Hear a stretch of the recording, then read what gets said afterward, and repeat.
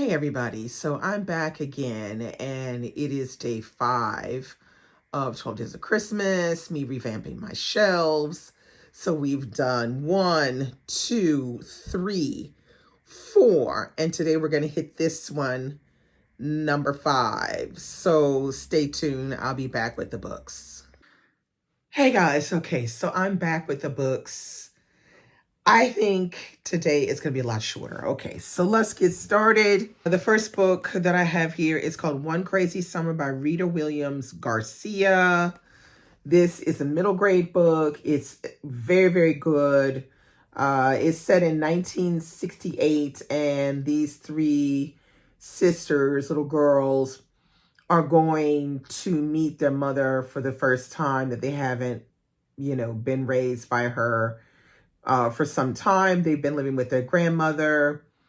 This is a really, really good book. It also has a part 2 and I think a part 3. I haven't read those though.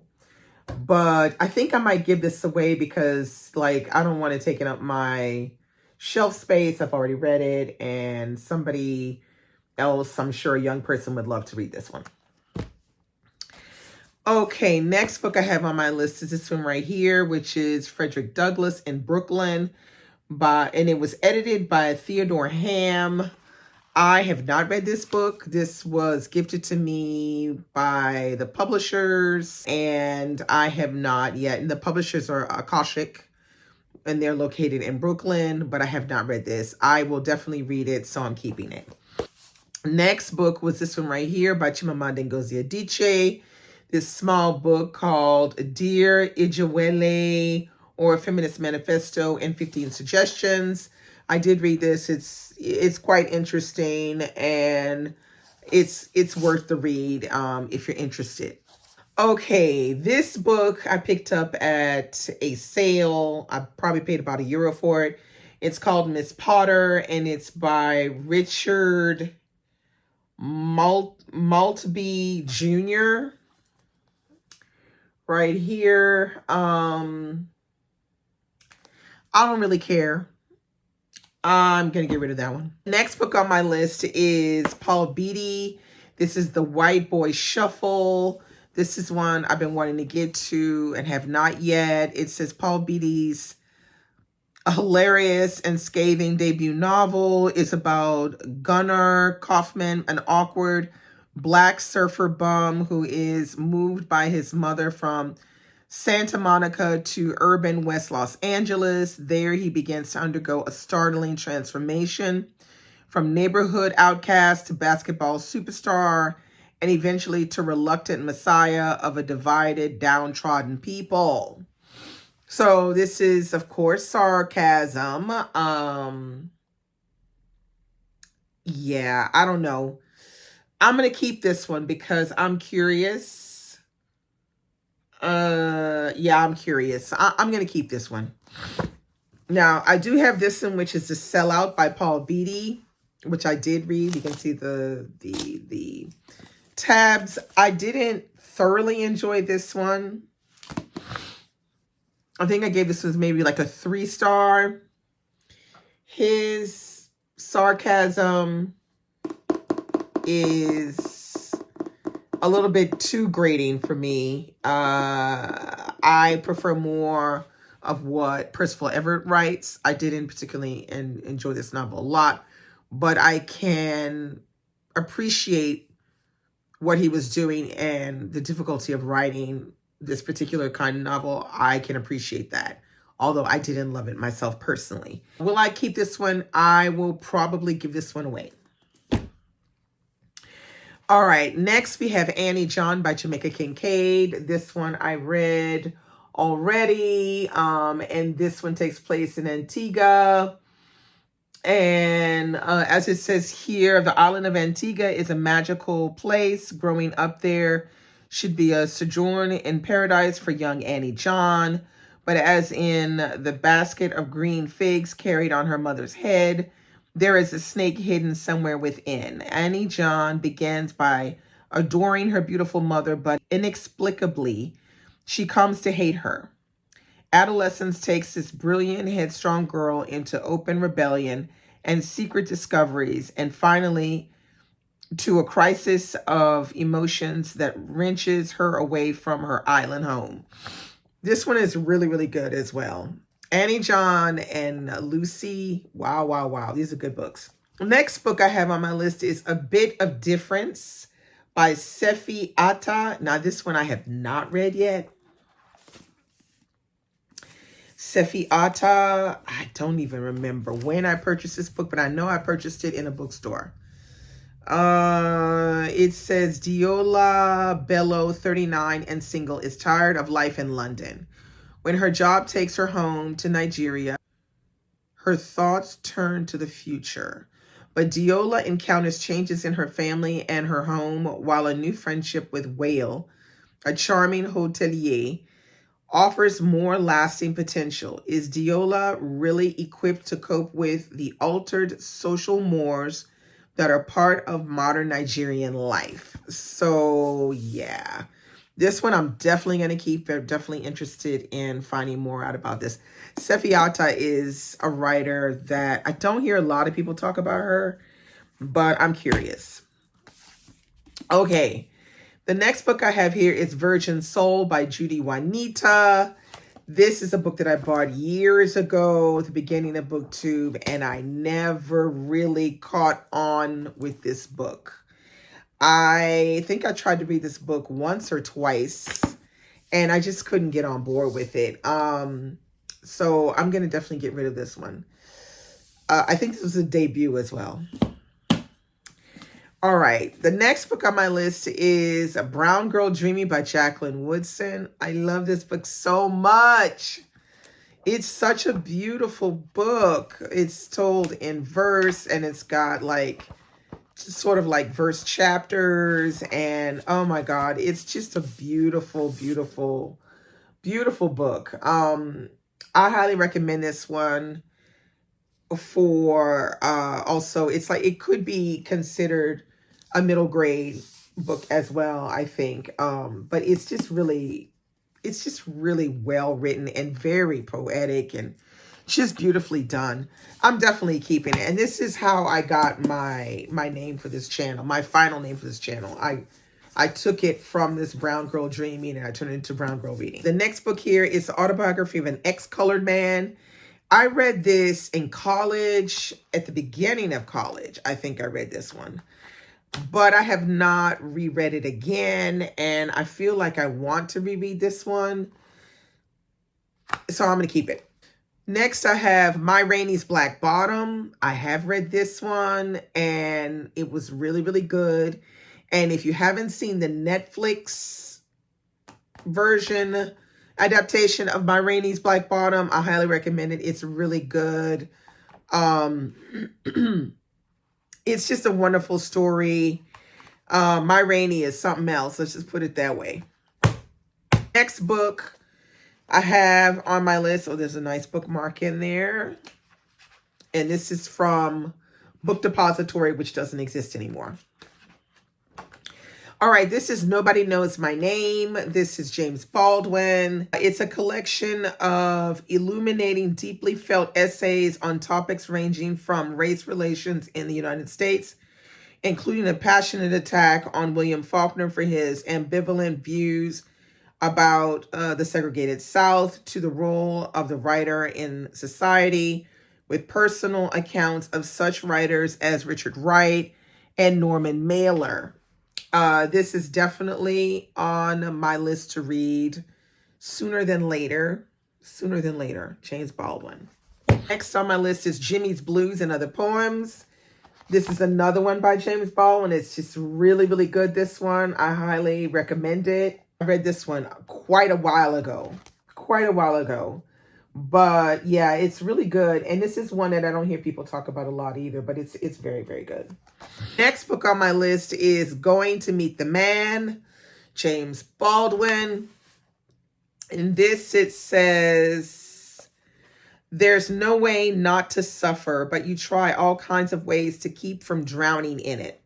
The men and women in these 8 short fictions grasp this truth on an elemental level and their stories, as told by James Baldwin, detail the ingenious and often desperate ways in which they try to keep their heads above water.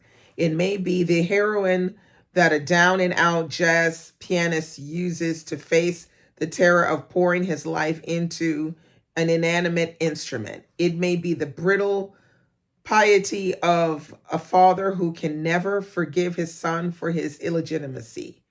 Or it may be the screen of bigotry that a redneck deputy has raised to blunt the awful childhood memory of the day his parents took him to watch a black man being murdered by a gleeful mob. So yeah, this one is going to be really powerful, but it's told in, like short story versions. So yeah, I would like to get to this one sooner than later as well. All right, and then we have If Beale Street Could Talk, which I have read that one. It's a very good one. I highly recommend this one. This one is a story that covers community, love, and incarceration. Definitely read this one. And also, I recommend you watching the adaptation. Movie adaptation was absolutely stunning. Very, very well done. This next book that was on my shelf is called Captive, New Short Fiction from Africa. I received this from Catalyst Press. I think it was last year or the year before last. I have not gotten a chance to really get into it really well. It's probably already out as a finished copy. It came out this year. This is the ARC, and it's full of short stories. So what I'm going to do is, I think I'm going to start reading this one and read it a few short stories at a time until I finish. Because I have a feeling this is going to bring out some new and interesting African writers. So I'm going to keep that. Next, I have this book. It is Age Ain't Nothing But a Number. Black Women Explore Midlife. I have not read this yet, but I am definitely keeping it because it has featured in here Maya Angelou, J. California Cooper, Pearl Cleage, Nikki Giovanni, Susan L. Taylor, Alice Walker, and Carleen Bryce. These are all Black American writers that we should have at least read one book by. If you haven't, take note. Take note. So I'm going to keep that. Next book I have here is The Collected Essays of Ralph Ellison. Now, I have not yet tried to get into this big beast. This beast is kind of long. It's like in the 800 and something pages. 860 pages. Now, I feel like this has to be a calculated read, if you understand what I mean, calculated, because there's a lot. This is a lot to take in. This is not something you read really fast. It's something that you read over a period of time. So I'm not sure when I'll be ready to read this one. I know it won't be next year, but I will be getting to this sooner than later. Okay, the next book I have on my list is Dust Tracks on a Road, Zora Neale Hurston. This is her autobiography. I have not read it yet. I wanted to read it when Raymond was doing his spotlight year of Zora, which was 2 years ago, and I just could not make it happen. But, it's there, and I'm going to read it at some point. Next, I have another Jamaica Kincaid, except this one I have not read, which is See Now Then. It came out in 2013. That's what I thought. So it says, in See Now Then, the brilliant, evocative new novel from Jamaica Kincaid, her first in 10 years, a marriage is revealed in all its joys and agonies. This piercing examination of the manifold ways in which the passing of time operates on the human consciousness unfolds gracefully, and Kincaid inhabits each of her characters, a mother, a father, and their 2 children, living in a small village in New England as they move in their own minds between the present, the past, and the future. For as she writes, the present will be now, then, and the past is now, then, and the future will be a now, then. Her characters, constrained by the world, despair in their domestic situations, but their minds wander, trying to make linear sense of what is in fact nonlinear. Yeah, this is going to be quite the read. It's fairly short, but I'm always really, really, when I see books that are really short and they're like literary fiction like this, I always think they're going to be even more intense than some really long books. They're not going to be as easy to get through as we think they are. And I feel like this might be one that's like that.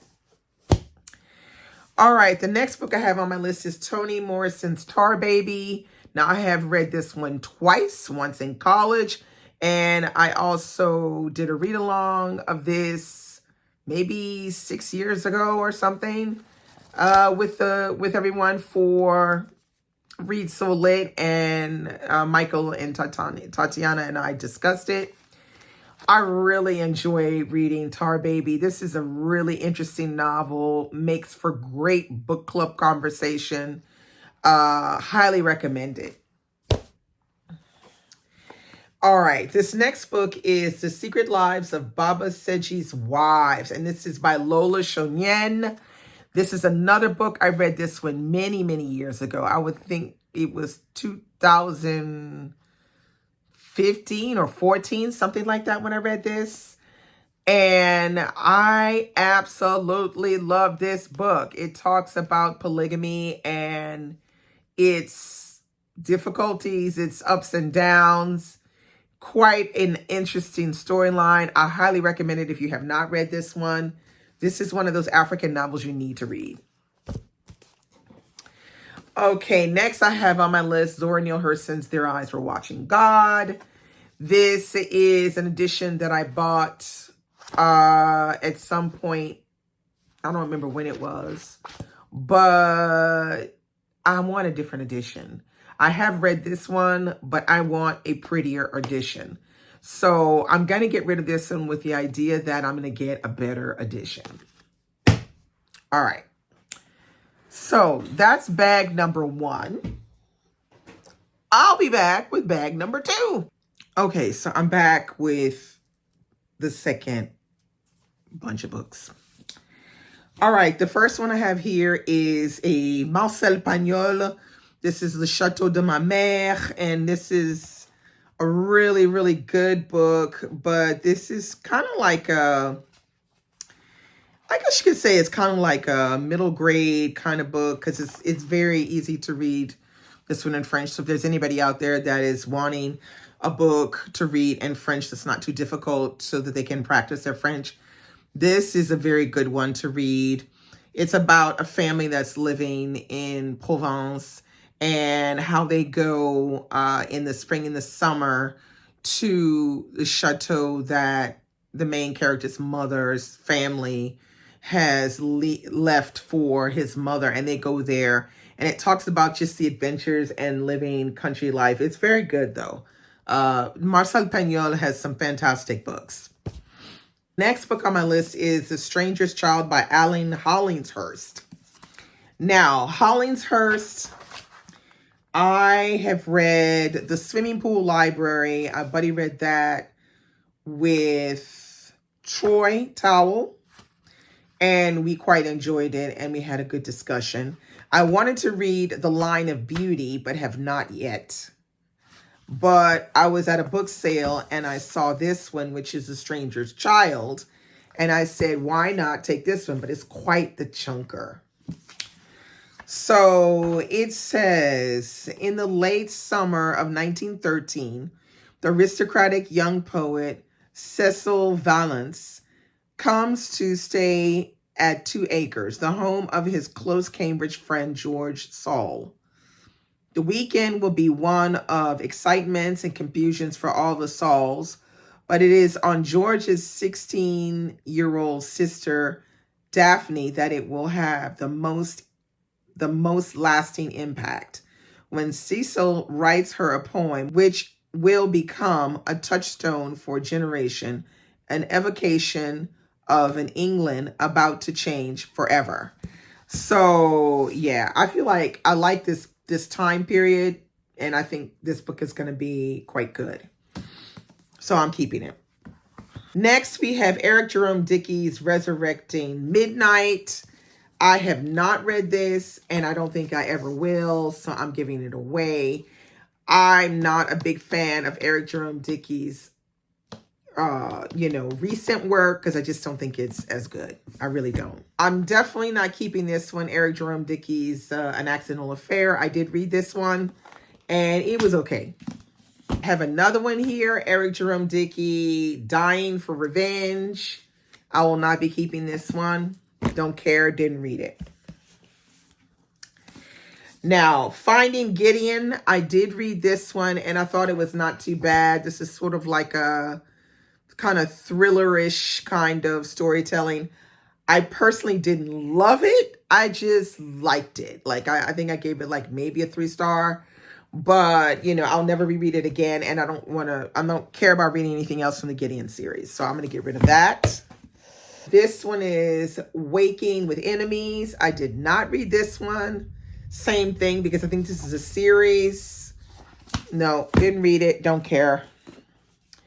And this one is Sleeping with Strangers. I did read this one, but don't care. Not keeping that.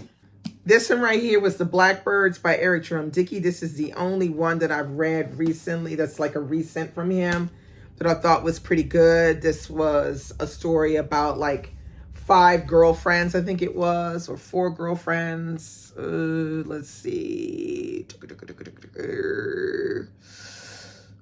1, 2, 3. Yeah, 5 girlfriends. That's what I thought. And their love situations. And there is a scene in here. If you read the book, you know which one I'm talking about. You will not forget this scene. I don't even remember if I marked the page, but I was just like, bruh. No, it's not on this page. I can't remember what page it was. I thought I had marked it, but maybe the thing fell out or something. But I was like, okay, I see you, Eric Jerome Dickey.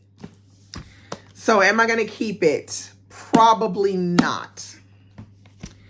Because I will never read it again. And these books are huge. They take up tons of space. And if I'm not going to read it again, I don't want it anywhere near my bookshelf. All right. But I think I gave it 3.5 stars. The next one is Bernard and the Cloth Monkey by Judith Bryan. This is a Black and British novel, apparently a classic of some kind. I have not read this yet. I think I just purchased it maybe a year ago. It says, when Anita finally returns to London after a long absence, everything has changed. Her father is dead, her mother has disappeared, and she and her sister Beth are alone together for the first time in years. They share a house, they share a family, they share a past. Tentatively, they reach out to each other for connection, but the house echoes with words unspoken. Can they confront the pain of the past together? So yeah, I'm interested in reading this one.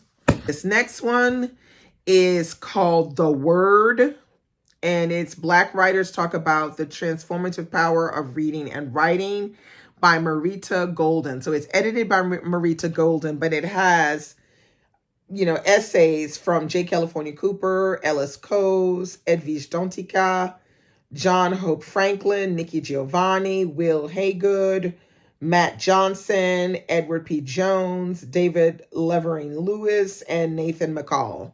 I read this and I absolutely loved it. This is such a good book and an excellent insight on writing and its importance from the writer's point of view. And not only that, but like what they're conveying. What is the reason why they're writing? What is they want the reader to get from their work. It's so, so good. That's a 5-star book. Okay, the next book I have on my shelf was Tell Me How Long the Train's Been Gone, which is this one right here. And I have not read it yet, sadly. This is another one of the novels that I haven't read from Baldwin. This one, it says, in this magnificently passionate, angry, and tender novel, James Baldwin created one of his most striking characters, a man struggling to become himself even as he juggles multiple identities as Black man, bisexual, and artist.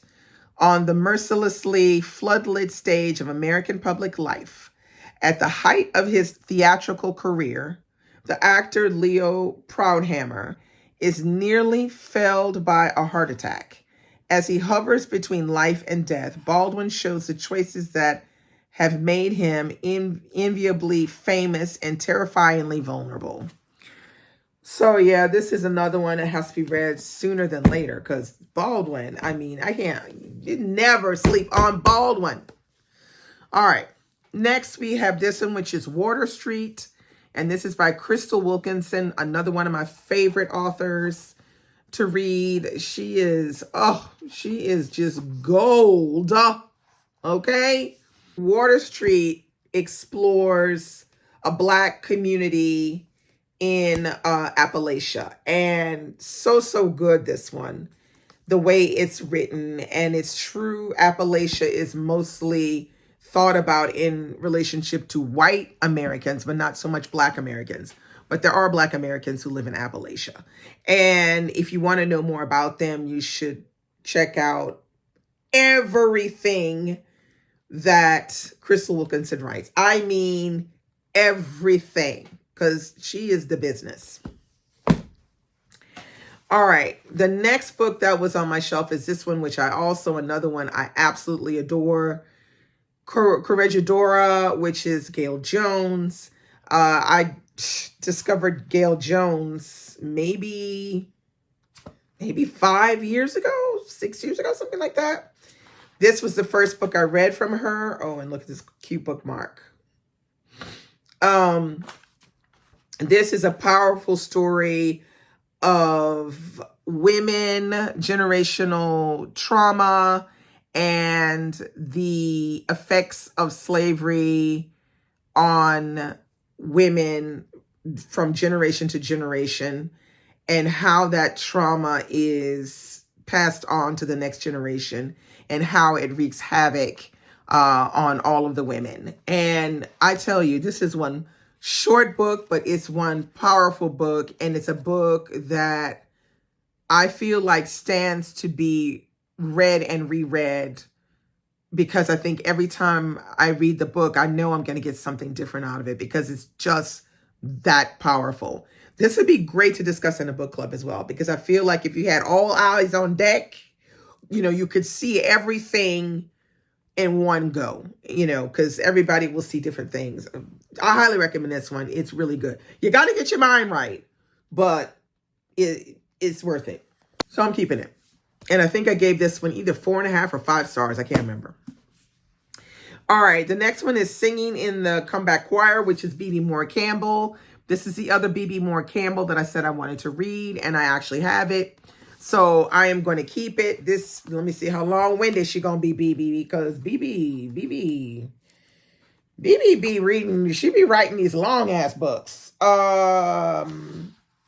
Okay, this is more like me. It's 372, so she's not all long-winded on this one. So I'm going to keep it and see what it's like. But you know what? If I don't like it, I'm a DNF it.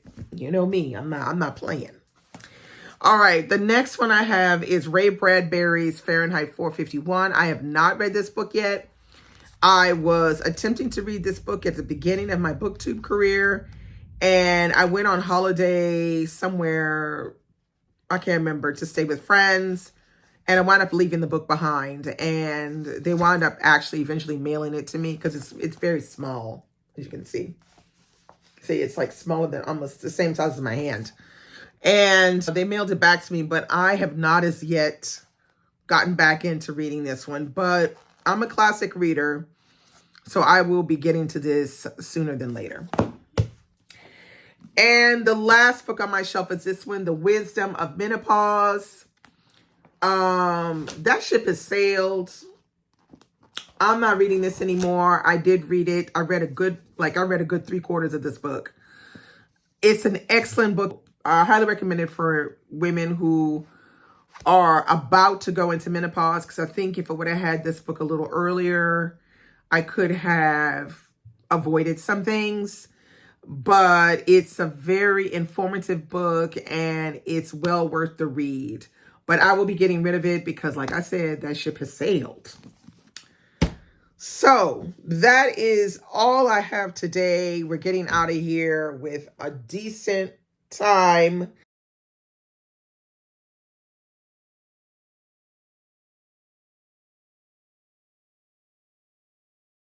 And I'm happy about that. Comment below and let me know what you think about these books. And did I do the right thing? Are there some I should have kept? But I really am ready to start 2025 with a very, pristine looking, bookshelves. I don't want to be carrying baggage that I know I'm never gonna read again or never gonna read. So, with that being said, I'm off. Thanks so much for watching, subscribing. Welcome to the new subscribers. Enjoy the videos, and I will be back tomorrow with another video. Bye.